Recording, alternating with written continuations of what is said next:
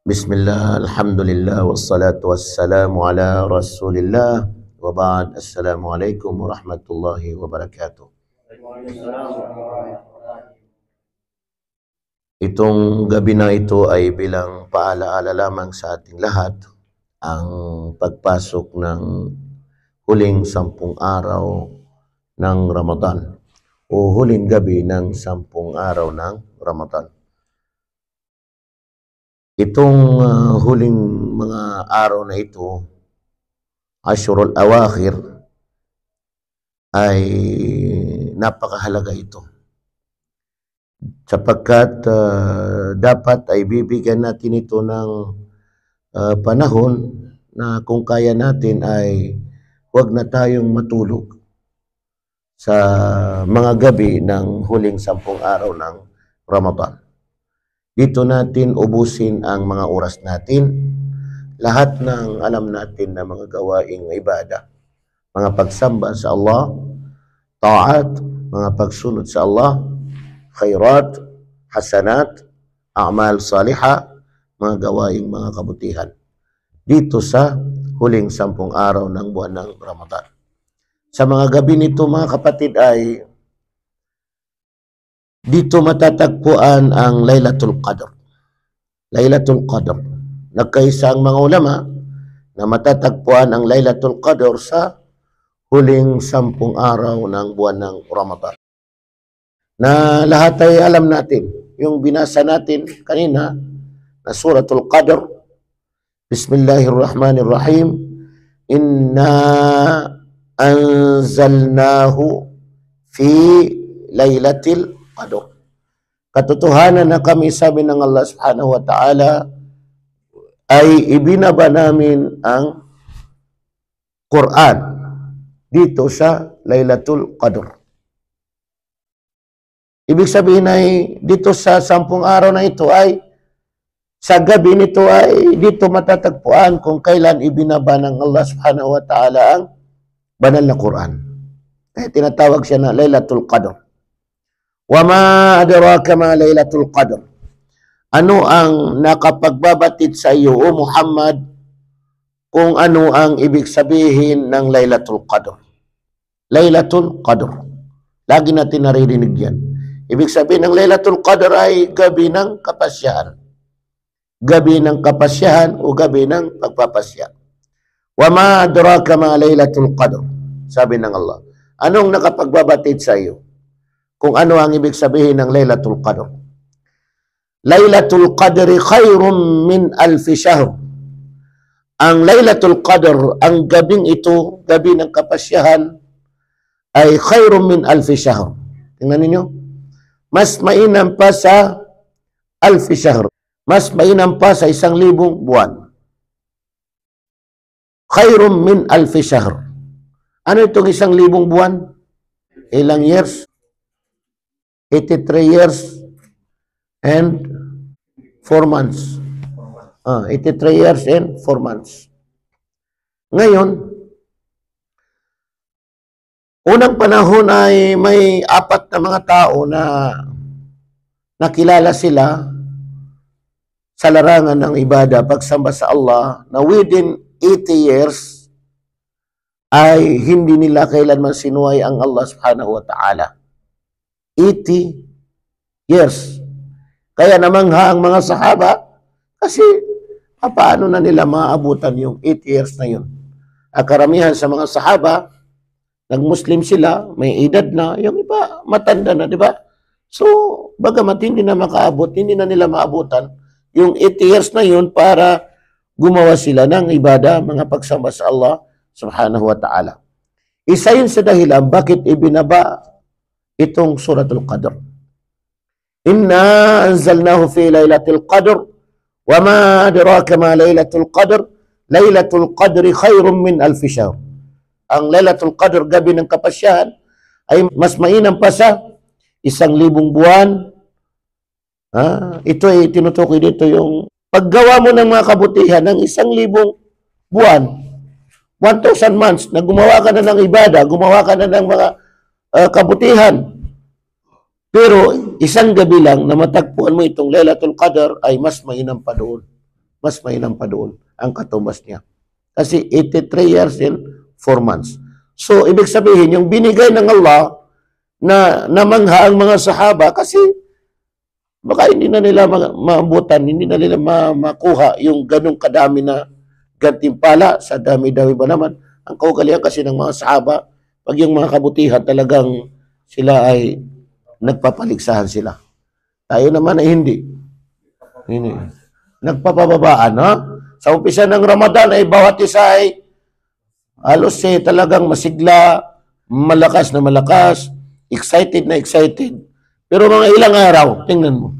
So yun, sinasabi natin, yung mga sahaba, sila ay nagpapaligsahan. Pag mayroon silang marinig, nakabutihan, talagang gusto nilang ma-reach. Mayroon silang mga pangarap. Mayroon silang gustong marating. Kaya, fastabiqu al-khairat. Fastabiqu al-khairat. Nung malaman nila itong mga tao na ito, na hindi na gumawa sila ng anumang pagsuway sa Allah within 80 years. Yun. Kaya ibinaba ng Allah itong Suratul Qadr. Inna anzalnahu fi laylatil qadr wa ma adraka ma laylatul qadr.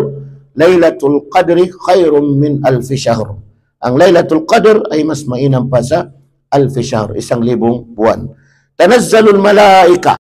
Magsipagbaba ang mga anghel. Dito sa gabing ito ay magsipagbaba ang mga anghel. Warruha fiha, at ang ruha. Ang ruha. Ibig sabihin ng ruha ay si Jibril. Pag sinabi na tanazzal, ay tuloy-tuloy ang pagbaba ng mga anghel. Tuloy-tuloy. Sa dami ba naman nila? Yung mga anghel, sa sobrang dami nila. Tanazzalul malaikat warruha fiha, pati si Jibril. Biizni rabbihim, sa kapahintulutan ng kanilang Panginoon, ang Allah, min kulli amr, na mula sa kautusan, kapasya ng Allah. Salamun hiya hatta matula'il fajr, at kapayapaan hanggang sa pagsapit ng fajr. Pagsapit ng fajr. Yun. So, sa gabing ito ay unang-una dito ibinaba ang banal na Quran. Ang gabing ito tinawag na Laylatul Qadr. Ang gabing ito ay tinawag din na Laylatul Mubarakah. Inna anzalnahu fi laylatin mubarakah. Katotohanan na ibinaba namin, sabi ng Allah, ang Quran fi laylatin mubarakah, sa gabi ng pinagpala. Laylatul Mubarakah, sa gabi ng pinagpala. Bakit pinagpala? Kasi lahat ng mga gawain mo dito, lahat ng mga gawain mo dito ay talaga sobra-sobra ang daming gantimpala na ibibigay ng Allah subhanahu wa ta'ala. Bagkus ay kapatawaran. Ha? Man qama laylatal qadri imanan wa ihtisaban, ghufira lahu ma taqaddama min dhanbi. Lahat ng mga nagawa mong kasalanan, lahat ng mga nagawa mong naunang mga kasalanan ay patatawarin ng Allah subhanahu wa ta'ala. Kaya pinagpala itong gabi na ito. Kabilang din dito ay sa gabing ito na Laylatul Qadr ay dito ibinabahagi, ibinibigay yung kapasyahan o pagpapasya sa mga tao sa yung mga bagay na maaaring mabago. Sabihin natin na yung ajal natin, yung ajal, fiha yufraqu kullu amrin hakim. Sabi ng Allah, fiha yufraqu kullu amrin hakim. Mula sa Lawhul Mahfuz ay dito ibabahagi. Dito ibabahagi yung kapasyahan para sa iyo sa loob ng isang taon. Ano itong kapasyahan para sa iyo? Halimbawa, yung edad mo sa loob ng isang taon, dito ipapasya sa Laylatul Qadr. Kabilang dito yung mga panustos na ibibigay ng Allah subhanahu wa ta'ala. Yung mga panustos, mga risk, mga biyaya ng Allah, pera mo, kabuhayan mo, lahat yan ay dito ibabahagi.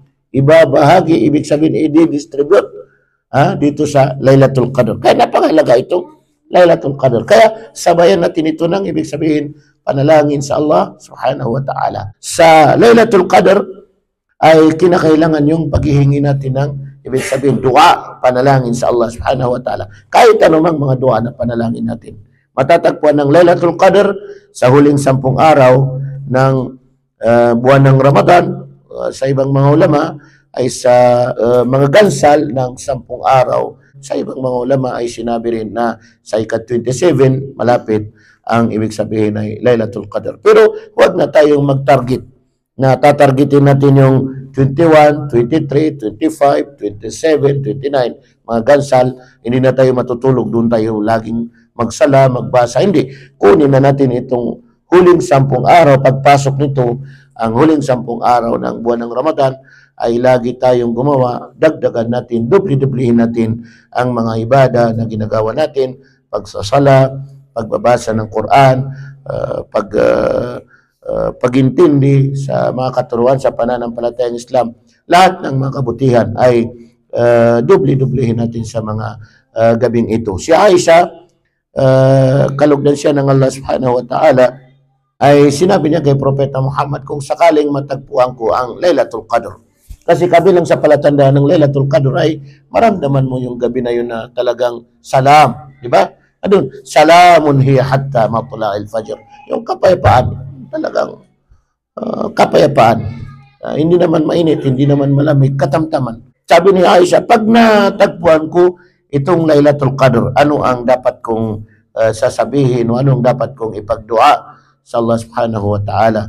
Sinabi sa kanya ni Propeta Muhammad sallallahu alaihi wasallam na ito ang sabihin mo bilang dua. Allahumma innaka afuun tuhibbul afwa fa'fu anni. O Allah, ikaw ang higit na mapagpatawad, mapagpasensya. Allahumma innaka afuun tuhibbul afwa, minamahal mo ang paghihingi ng kapatawaran, paghihingi ng pasensya.